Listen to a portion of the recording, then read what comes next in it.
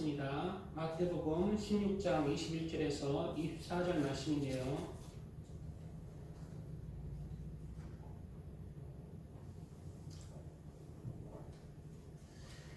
같이 교독하고 마지막 절 같이 합독합니다.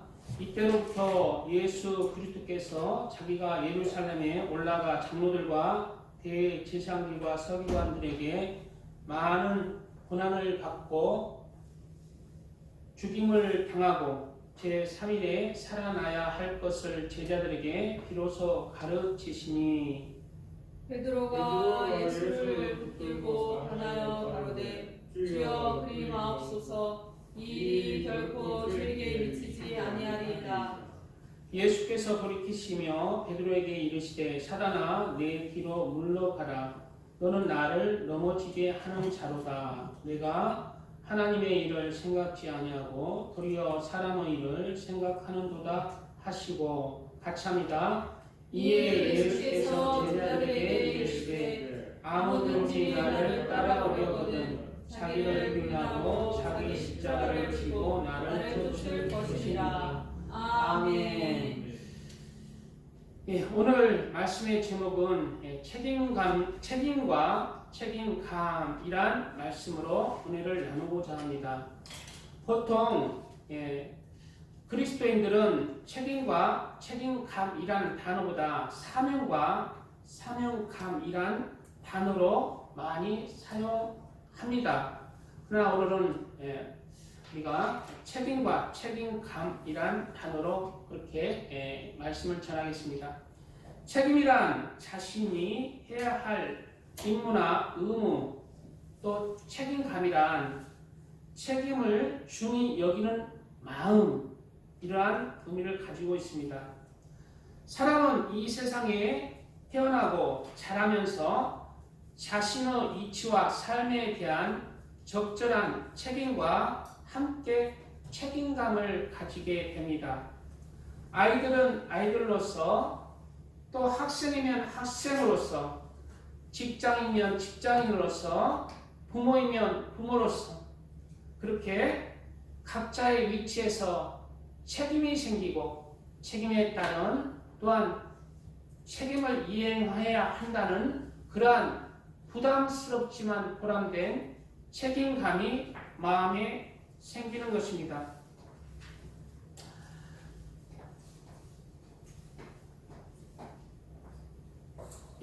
어서 오세요.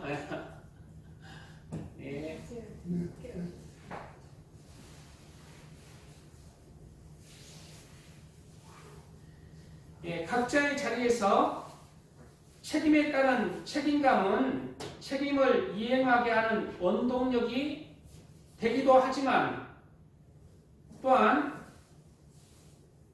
이 책임감은 부담감과 중압감으로 다가와서 책임에서 회피하고 싶어지고 탈피하고 싶어지기도 하는 것이 책임과 책임감입니다.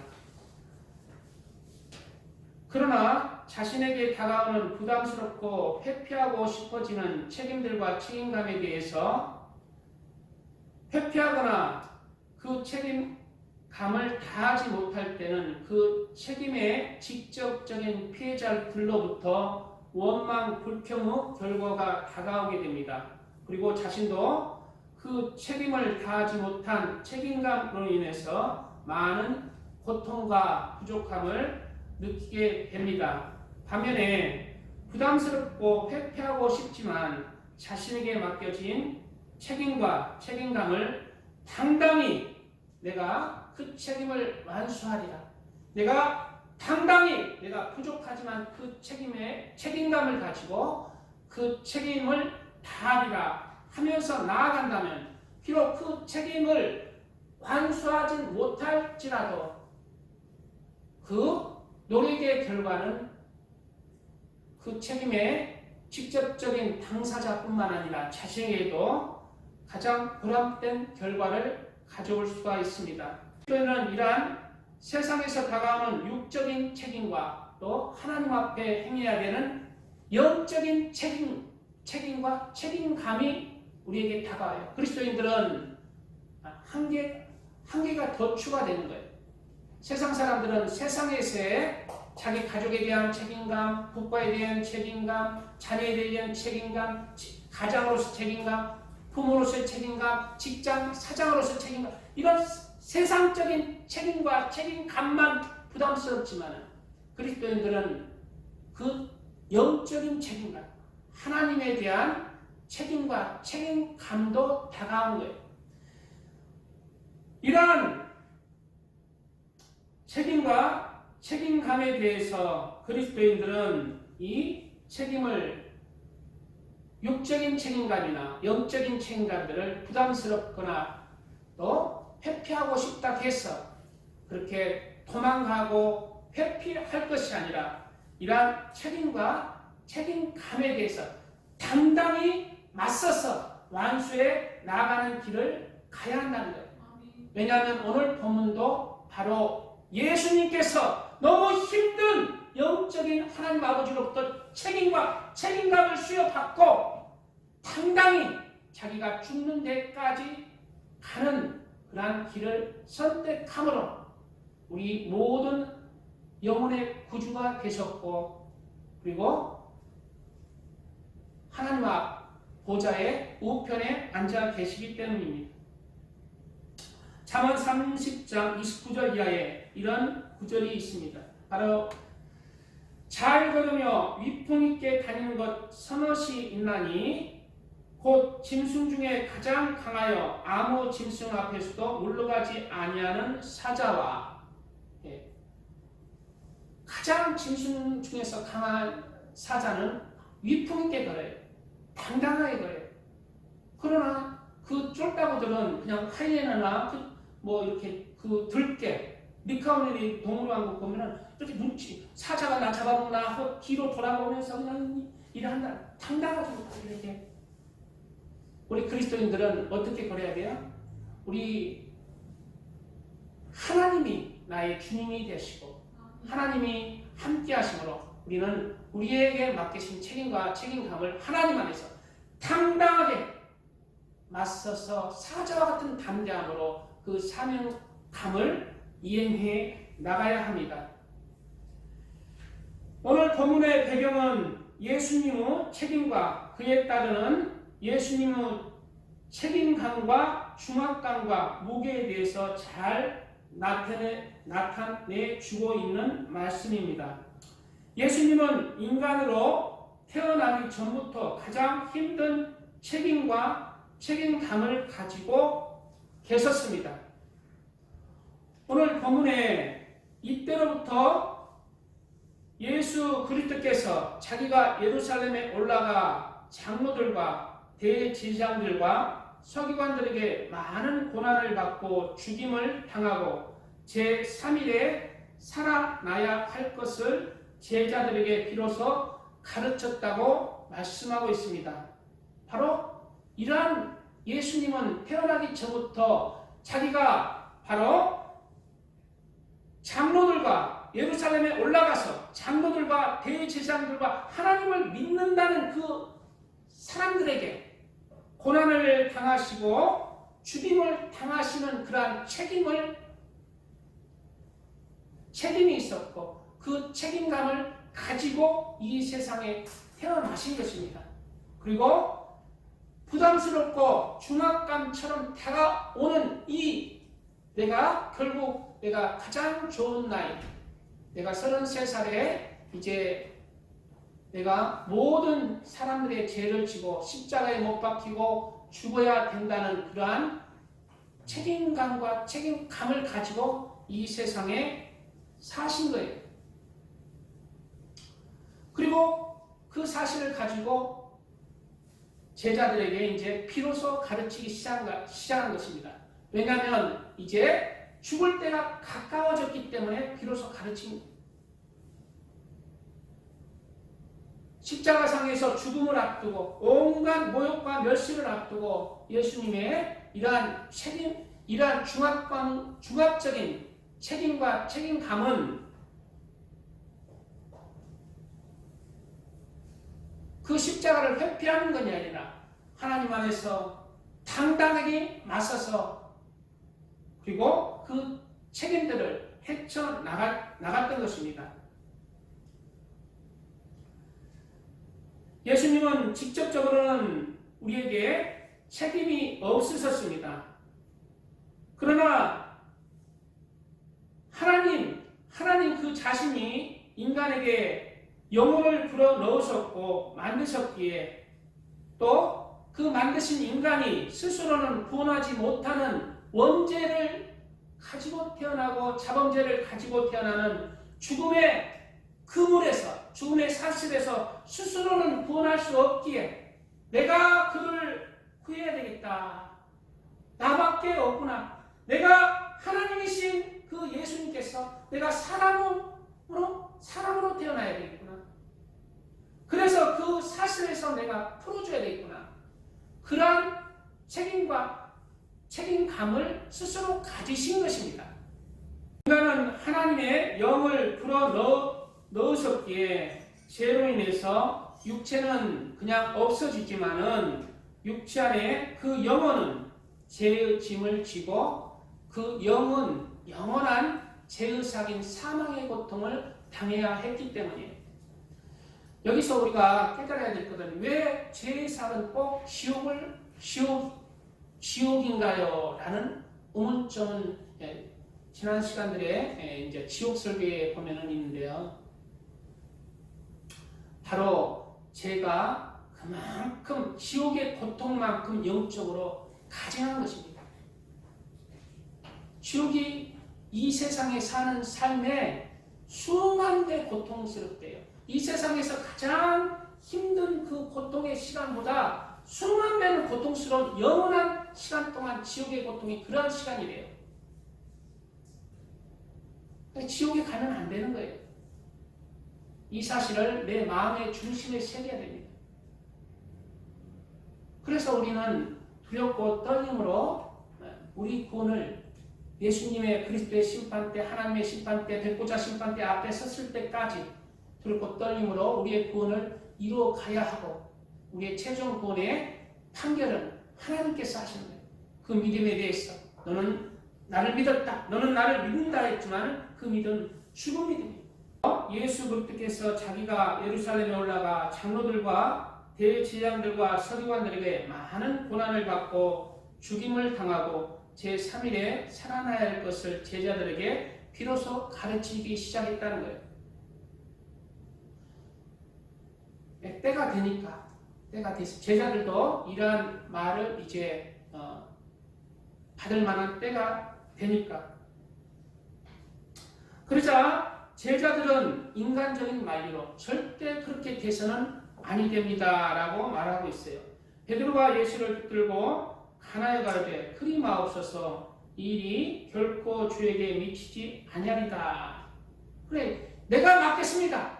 내가 막아주겠습니다. 그 나쁜 무리가 예수님을 그렇게 죽일 때에 우리가 가만히 있겠습니까? 우리가 막아주겠습니다. 저 힘 세요. 그렇게 말을 하고 있어요. 그러자 예수님은 도리어 베드로를 책망하십니다. 왜냐하면 예수님께서는 삶의 그 모든 중심이 하나님께서 주신 자신에게 주신 책임과 책임감으로 그 삶의 마음의 중심을 이루고 살고 있기 때문이에요.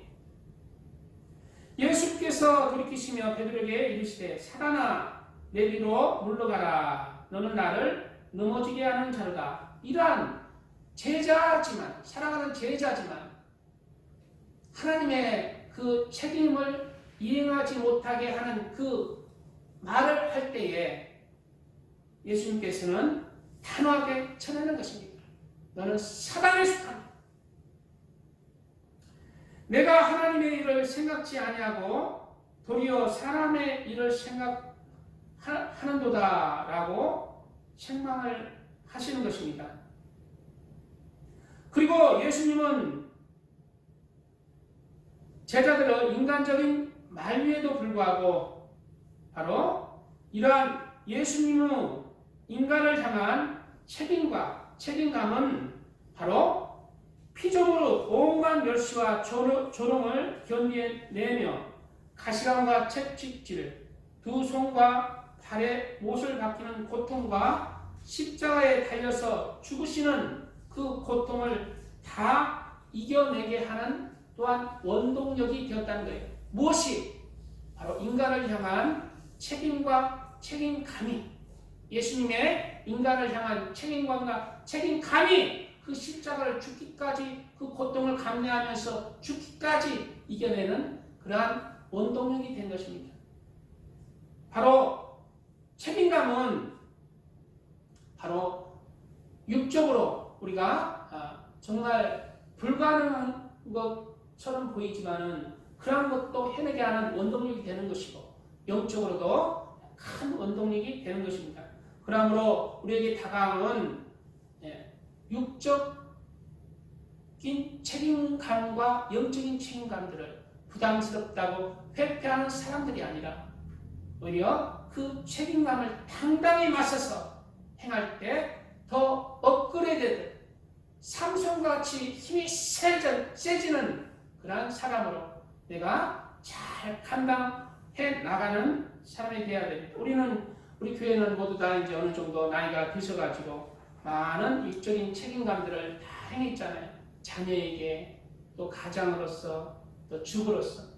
그렇지만 이 세상에 내가 살아있습니다.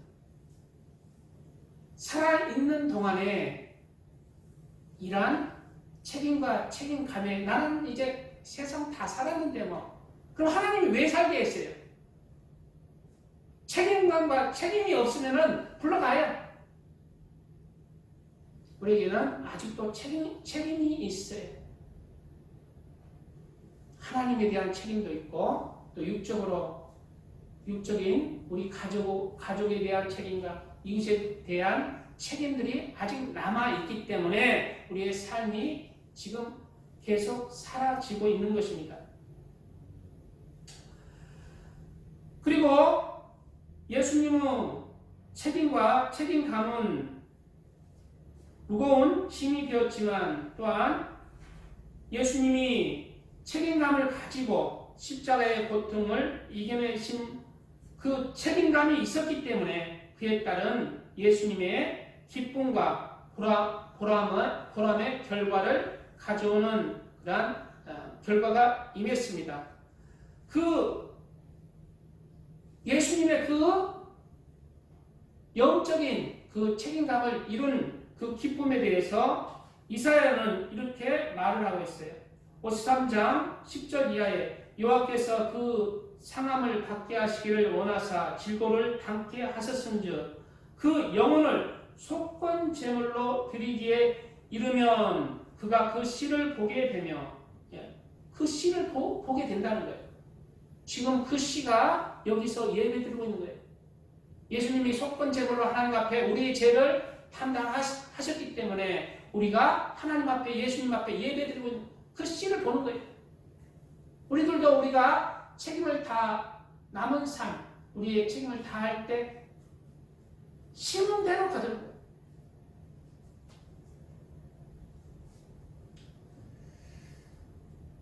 그 씨를 보게 되며 그날은 길 것이요 또 그 손으로 여호와의 뜻을 성취하리로다. 그가 가라사대 그가 자기 영혼으로 수고한 것을 보고 만족이 여길 것이다 말씀합니다.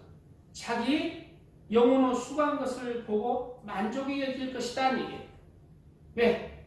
예수님의 책임감을 다 행하고 나서 만족히 여길 것이다 얘기예요. 우리도 이러한 예수님의 그러한 책임과 책임감을 본받아서 결과적으로 만족한 우리의 삶이 되도록 해야 합니다.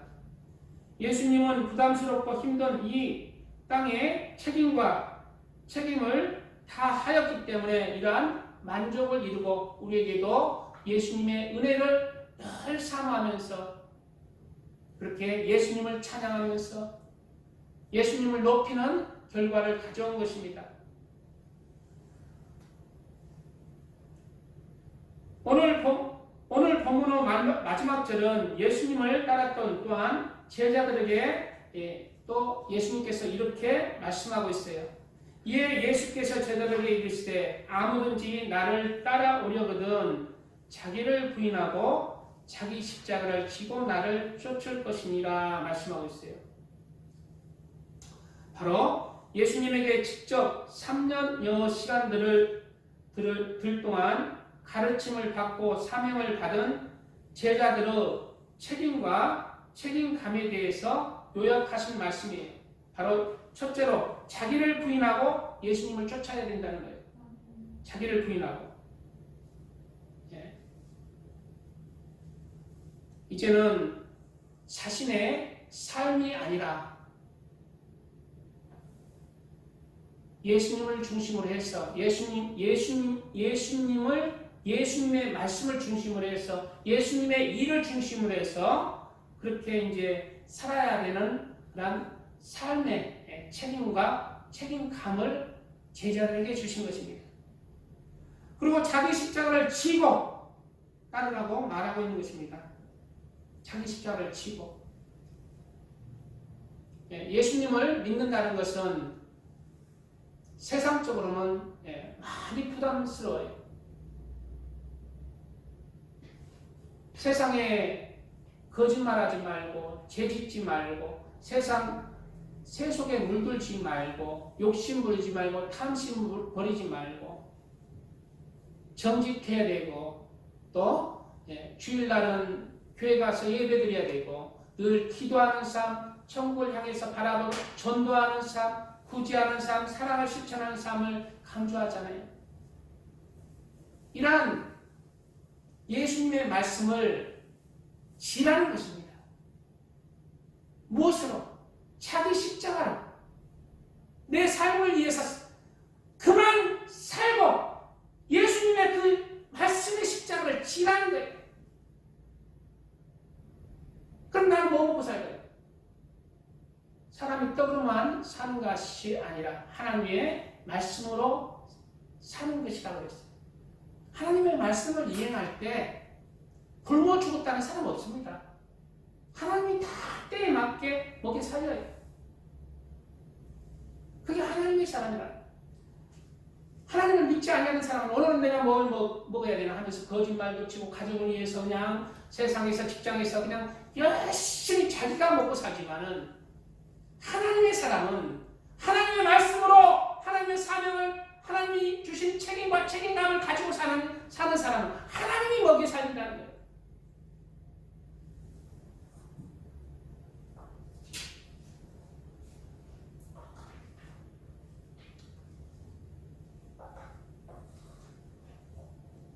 이러한 말씀으로 인해서 12 제자들은 예수님에 대한 말씀의 책임과 책임감의 삶을 가지고 죽기까지 그렇게 자신의 삶을 하나님 앞에 드리는 삶을 살았습니다. 그리고 그 결과는 그 책임과 책임감을 다한 12 제자의 결과는 요한계시록에 나와요. 계시록에 바로 새 예루살렘 성은 12기초석이 되었다고 기록하고 있어요. 12기초석. 그 천국에 예루살렘 성을 짓는데 가장 중요한 12기초석이 되었다는 거예요. 바로 그 12 제자로 인해서 복음이 우리에게까지 다가온 것을 말하고 있어요. 모든 복음은 바로 예수님으로 시작해서 또 12 제자로 시작해서 그 제자들의 제자에 의해서 그렇게 온 세상에 그렇게 선포된 거예요.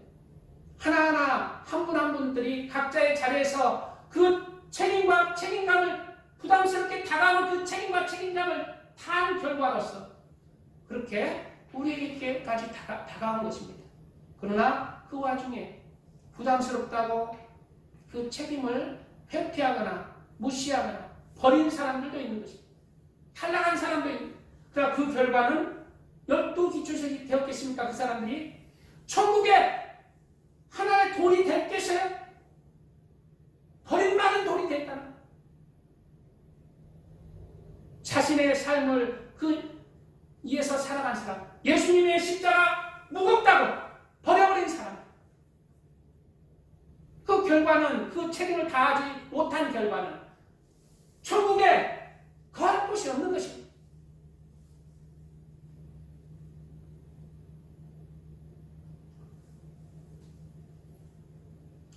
이 말씀은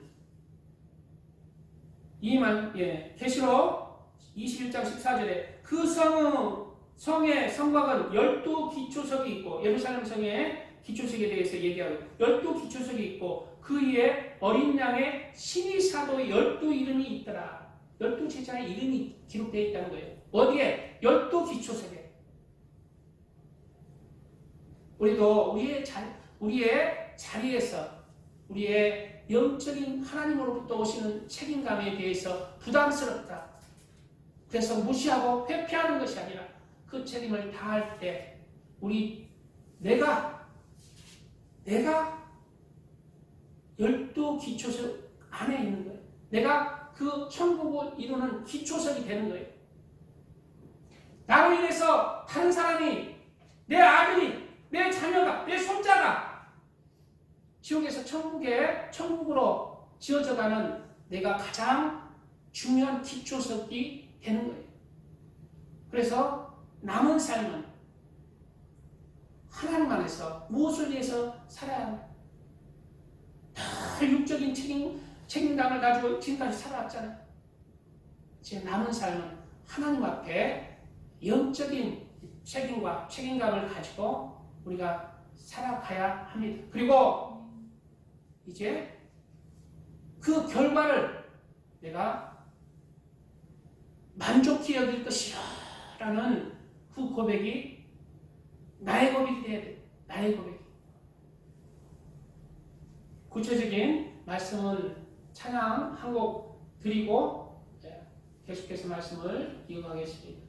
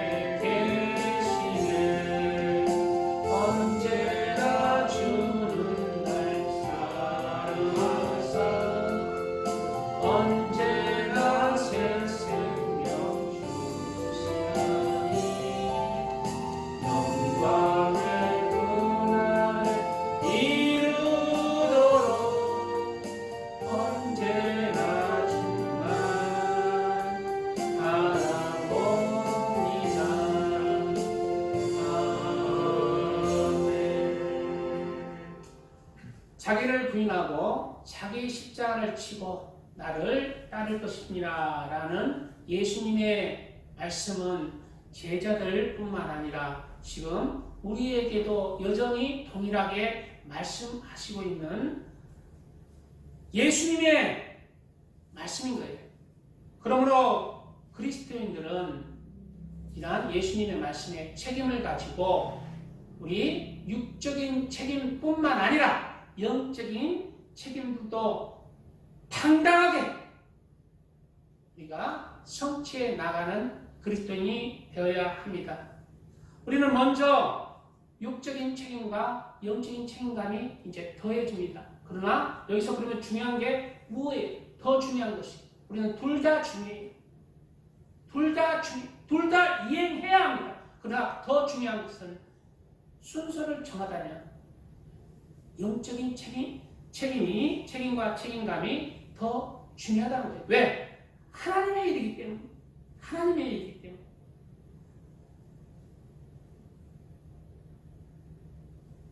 그러므로 우리는 영적인 책임들도 부담스럽다고 힘들다고 못한다고 회피하거나 무시하지 말고 책임감을 가지고 내 자리에서 당당하게 맞서서 완수하여서 예수님이 그 영혼의 그 열매로 인해서 만족하신 것처럼 우리도 우리의 영혼의 열매로 인해서 만족한 결과를 가져야 합니다. 그리고 이러한 영적인 사명들은 완수했을 때 육적인 그러한 책임감과 책임들과는 전혀 다른 영적인 사명, 책임과 책임감들을 완수했을 때는 바로 영혼들의 열매를 맺히는 거예요. 영혼들의 열매를 맺히고 나의 영혼이 하나님 안에서 잘 되고 나의 영혼이 천국에서 천국을 더 좋은 천국으로 심령에 들어가는 큰 축복이 임하는 것입니다. 먼저 우리는 영적인 책임과 책임감에 대해서 첫째, 하나님에 대한 책임과 책임감을 행해야 합니다. 그것은 바로 첫째로는 예배자로서의 삶이에요. 예배자로서 삶. 예배를 왜 드리는가? 하나님의 말씀을 드리려고 드리는가? 아닙니다. 그러면 하나님께 찬양을 드리고자 드리는가? 그것도 아닙니다. 그러면 하나님께 기도하고자 드리는가? 예배를 왜 드립니까? 바로 하나님께 마땅히 그렇게 예배 자리에 와서 마땅히 하나님을 예배하고 하나님의 말씀을 들으면서 하나님께 함께 기도하면서 하나님의 임재를 구하면서 하나님께 마땅히 경배와 찬양을 올려야 하는 그 자리에 우리는 책임을 가지고 있고 이러한 책임감을 가지고 당당히 어떤 일이 있더라도 예배의 부름의 자리에 나가야 하는 그러한 책임감에 당당하게 그렇게 이행해야 한다는 것이에요.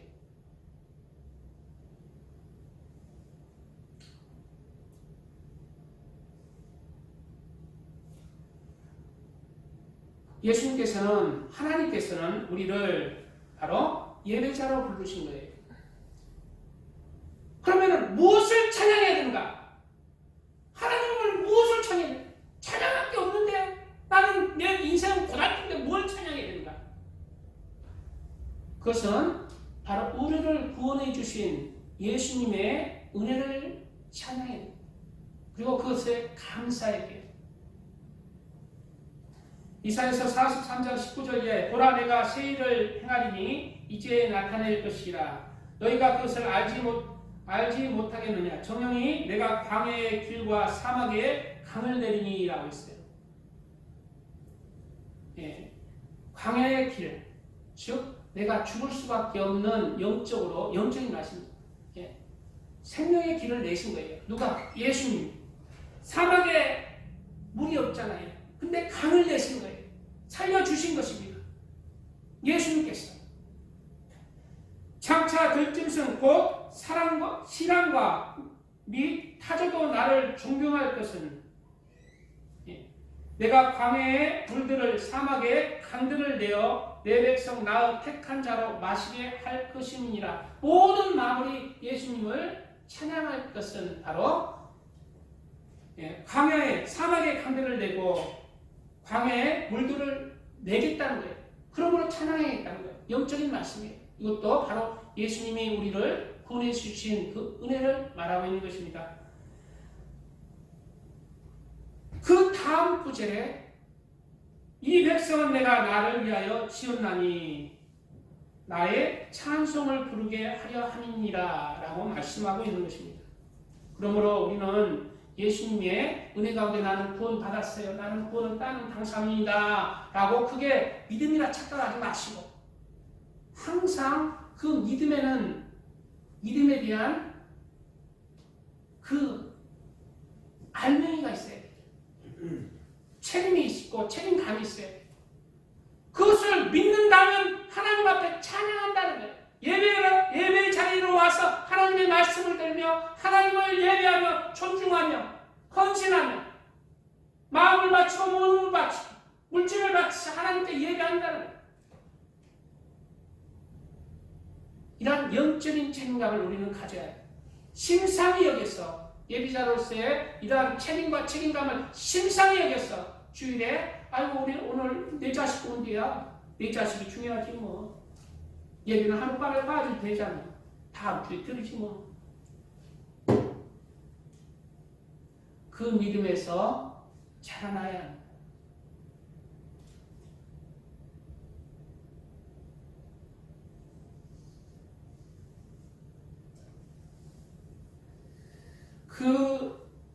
그 믿음에서 자라나야 돼요.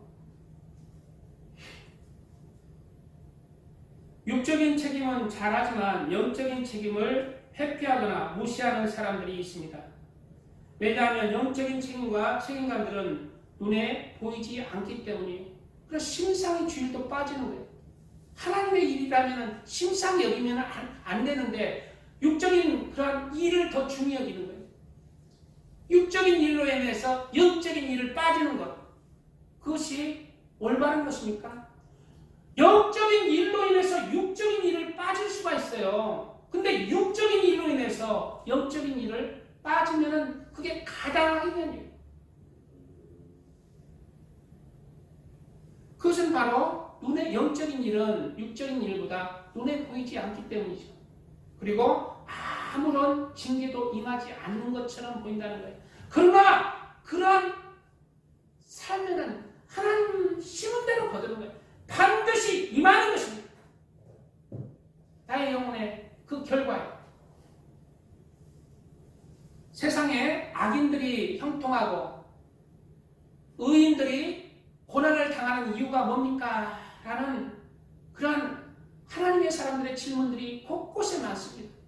그러나 하나님의 답변은 한결같아. 반드시 그 결과는 악인은 악인대로 심판을 받고 의인은 의인대로 그 심판을 받는다는 것입니다. 악한 일에 징벌이 속히 되지 않는다고 하지만 반드시 된다는 거예요. 선한 일에도 반드시 그 대가가 된다는 것입니다. 전도서 8장 11절 이하에는 악한 일에 징벌이 속히 실행되지 않으므로 인생들이 악을 행하기를 마음이 담대하도다. 죄인이 100번 악을 행하고도 장수하거니와, 죄인들 장수하죠. 김일성이 오래 살았죠. 장수하거니와 내가 정령이 아노니 하나님을 경외하여 그 앞에서 경외하는 자가 잘 될 것이요. 결국은 하나님을 경외하는 자가 잘 된다는 거예요. 아유, 김일성이 그냥 지금 3대 이제 4대째 잘 먹고 잘 살라고 그렇게 하던데요. 그거 잘 되는 거 아니에요. 하나님 눈에는 그거 잘 된 게 아니에요. 하나님의 눈에는 그 영혼을 구원에 이르게 하는 게 잘 되는 거예요. 어제 오살리 기도원에 지금 현재 목회자 부흥회가 있는 모양인데 그 부흥회 중에 제가 이태희 목사님 설교를 듣다가 이런 간증을 제가 들어봤어요. 부산에 이제 영락교회가 큰 교회가 있어요. 영락교회 큰 교회가 있는데 그 교회를 1960년도나 50년도인지 60년도는 오래됐어요. 교회가 굉장히 사람도 많고 지금 커졌죠. 그 교회가 이제 부흥해서 한경진 목사님이 150명이 되었대요. 150명이 되어서 이제 우리 교회에 이제 건축을 해야 되겠어요. 교회 이쁘게 지어야 되겠어요. 그래가지고 이제 교회 건축을 하자고 했어요. 그리고 이제 건축헌금을 자꾸 이렇게 막 몰아붙인 거예요. 건축헌금 내세요. 그때는 이제 6.25가 끝나고 얼마 되지 않았대요. 그래 돈이 다 떨거지로 교인들이 모인 거예요. 힘들 때 부흥한 거예요. 우리나라가 힘들 때 다 떨거지들이 이제 그 6.25에 아무것도 없이 그냥 피난 부산 사람들 150명이 모인 거예요. 그리고 이제 교회 건축하자. 그러니까 아무 재산도 없어요. 그날 먹고 사는 다 재산이 있을 때가 없어요. 6.25 끝난 지 얼마 안 되기 때문에 다 재산 없어요. 하는 말이 열흘 거 식량 빼고 다 하나님 앞에 드리십시오. 그렇게 드리지 못하는 사람 기공 예배 오지 마십시오. 그렇게 선포를 했어요. 그리고 이거 실제입니다. 실제 진짜예요.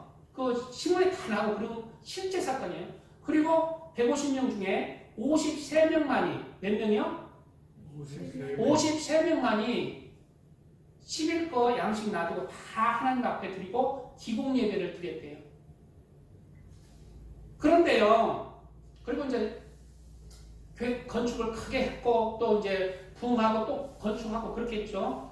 그 처음에 53명 열흘 거 빼고 다 드린 사람, 이 사람이 그러면은 이제 열흘 끝나면 이제 굶어 죽어야 되잖아요.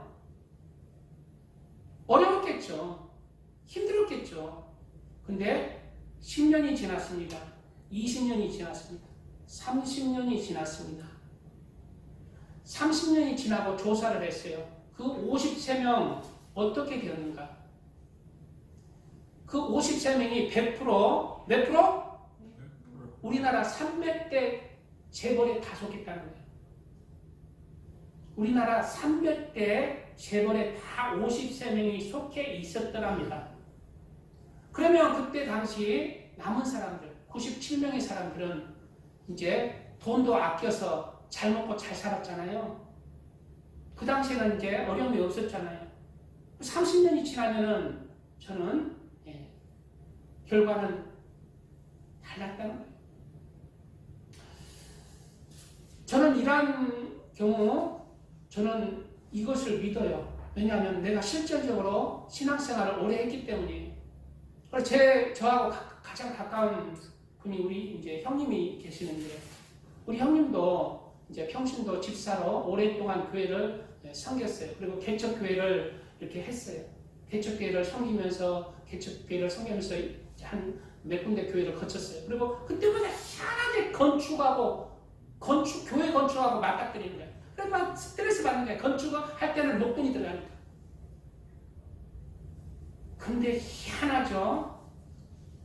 우리 형님은 월급쟁인데 나이가 드니까 하나님께서 채워주시는지 뭔지 다 그냥 자기 월급 이상으로 그렇게 그냥 죽도록 먹고 사는 걱정 없이 쓰고 남도록 채워주시더라는 거예요.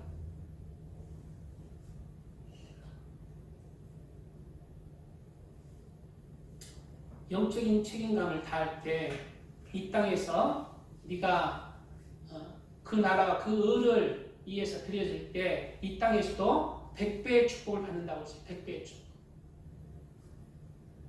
그래서 이러한 우리는 영적인 책임과 책임감들을 나의 이런 좁쌀만한 그런 이익으로 따져서 하나님 앞에 그렇게 할 필요 없어요. 내가 하나님께 드림으로 내가 굶어 죽어요. 그거 얼마나 복이에요. 하나님 가만 안 있습니다. 하나님 가만 안 있어요.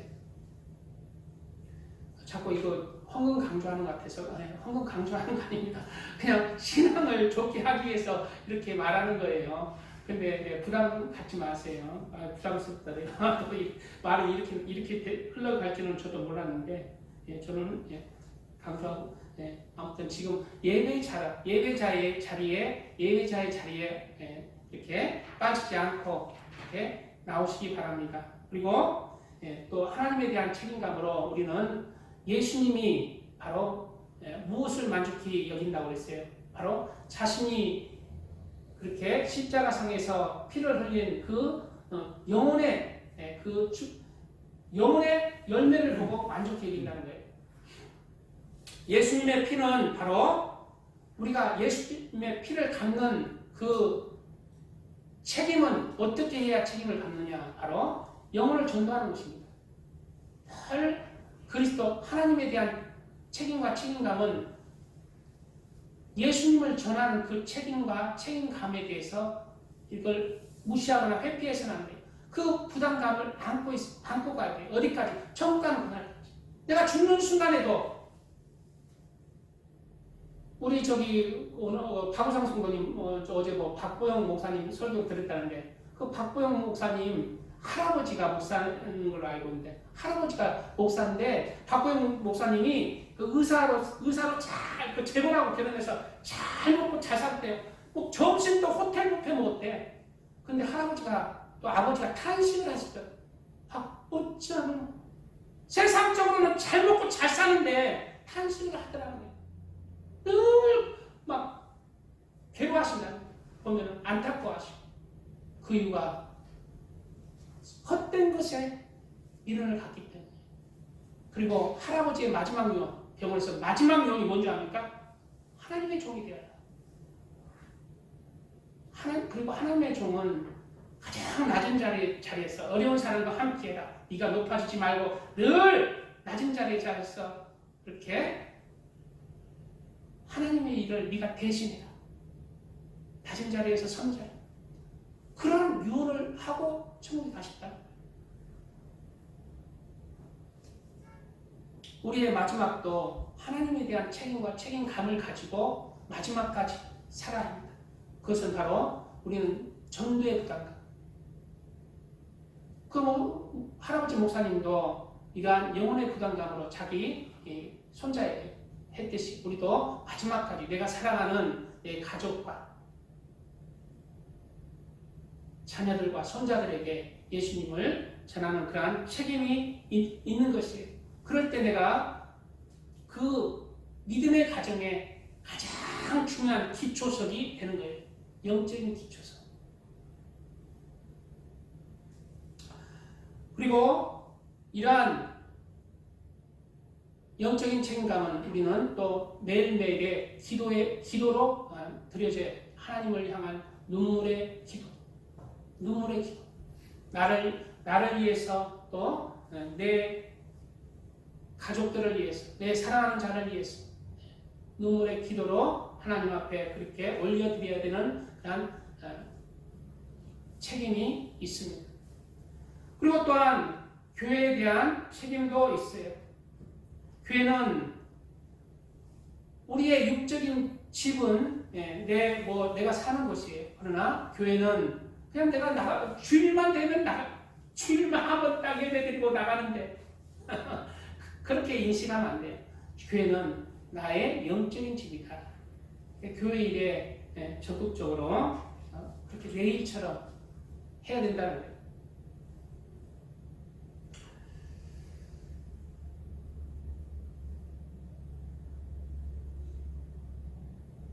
이러한 영적인 책임들을 우리가 부담스럽지만 그 자리에서 충성되게 행할 때에 하나님 앞에 기쁨이 되고 나의 삶에 대해서 하나님께서 기쁨이 되는 거예요. 잠언 25장 13절 말씀 따라서 충성된 사자는 그를 보낸 이에게 마치 추수하는 날의 얼음 냉수 같아서 능히 그 주인의 마음을 시원하게 하느니라 말씀하고 있어요. 추수하는 날, 우리 권태자 성도님 추수하는 날 추수해 보셨어요? 나락 안 배보셨어? 배봤어요. 나락 뵐 때 더워요? 추워요? 그냥 시원해. 시원해요. 보통 일을 하면 땀이 나잖아요. 목이 마르잖아요. 그래 그때 시원한 냉수 한 잔 마시면 좋잖아요. 충성된 하나님의 사람이 바로 하나님 앞에 내가 갈증이 추수한 영혼을 추수해야 되는 그 와중에 그런 사람이 있다면 그렇게 다 나에게 냉수를 가져다 주는 그러한 사람과 같다는 거예요. 나의 삶에서 하나님 앞에 이렇게 냉수를 가져다 주는 우리의 삶의 발자취에 책임을 다하는 그러한 삶을 살아야 합니다. 아멘. 오늘 말씀 따라서 우리는 우리가 조금만 5분만 더 할게요. 우리는 이러한 영적인 책임감뿐만 아니라 또 무슨 책임을 다해야 돼요? 육적인 책임을 다해야 합니다. 영적인 책임감을 다한다 해서 육적인 책임감을 버리는 것이 그리스도인이 아니에요. 조영기 목사님이 이제 설교할 때 예화로 든 내용이 기억나는데요. 조영기 목사님 교회가 크잖아요. 이제 교회에 이제 부교육자 구한다고 광고를 내면은 여러 부교육자가 하겠다고 막 원서를 내고 이제 면접을 보잖아요. 그때 이제 한 사람이 왔대요. 딱 왔는데 그래 어떻게 하나님의 일을 해보려고? 나는 이제 다 포기했어요. 하나님의 일만 나는 철저로 이렇게 할 것입니다. 너희 가족은 어떻게 하고? 가족도 비와 같이 내가 포기했어요. 하나님의 일을 하기 위해서 가족들도 내가 발로 팍 차고 버렸어요. 하나님의 일만 할 것입니다. 그래? 조기 목사님 그 말을 듣고 그래? 너희 가족을 하나님의 일을 하려고 너희 가족을 싹 버렸어? 나도 하나님의 일을 하기 위해서 너를 비와 같이 싹 버릴 거야. 가족을 버리라는 얘기예요? 버리지 말라는 얘기예요? 버리지 말라는 얘기예요. 하나님의 사람은 영적인 책임감뿐만 아니라 육적으로도 책임감을 잘 이행해야 합니다. 성경에는 이런 말이 있어요. 디모데 전서 5장 8절 이하에 누구든지 자기 친족, 특히 자기 가족을 돌보지 아니하면 믿음을 배반한 자요 불신자보다 더 악한 자니라. 가족을 품어야 됩니다. 가족을 품어야 돼요. 가족과 불화합니다 라고 하지만은 나는 내 목숨이 닿는 날까지 화목할 수 있도록 노력을 하는 사람이 되어야 됩니다. 그는 나의 무엇이다? 육적인 가족이기 때문이에요. 육적인 가족을 버린 사람이 영적인 가족도 버리는 거예요.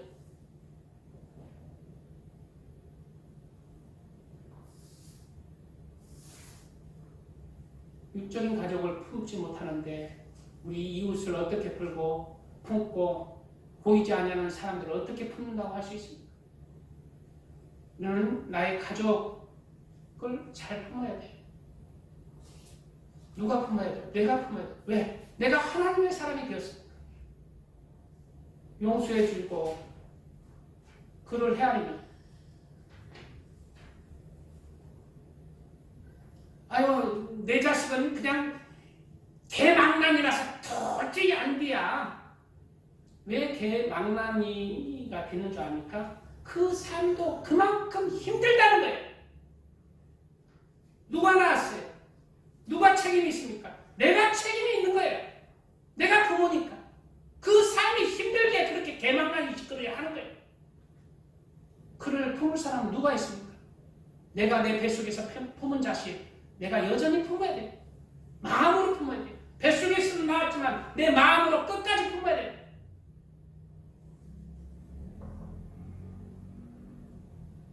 내 자식 품지 못하는데 다른 자식 품습니까? 내 가족 품어야 돼. 내 아내 품어야 돼. 내 남편 품어야 돼. 언제 품지 못하느냐? 예수님 믿음을 교회 못 가게 하는 강제적으로 신앙생활 하지 못할 때는 단호할 수 있어.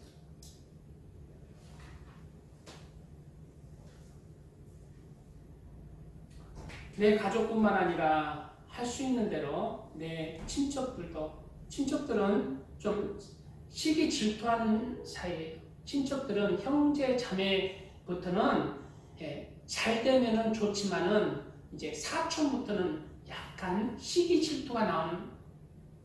형제들이 잘 되면 약간 시기 질투가 조금 생길랑 말락해요.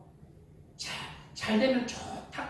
이 좋은 마음만 있을 것 같지만 인간의 마음은 부모가 잘 되면 와 내일처럼 기뻐하죠. 내 자식이 잘 되면 부모까지 왜? 내 돈이 그 돈이고 그 돈이 내 돈이니까. 근데 형제 자매부터는 약간 시기 질투하면서 잘 됐구나. 근데 이제 사촌부터는 약간 시기 질투가 있어요. 그런가 해도 이제 그런 것을 내려놓고 품어야 합니다. 그들의 영혼을 위해서. 쉽지 않아요. 내 형제 자매까지만도 쉽지 않은데 그의 영혼을 정말 내 마음을 다해서 품는다는 건 쉽지 않지만 그렇게 내 가족부터 품기 시작해서 점점 내 이웃으로 그렇게 나가야 한다는 거예요.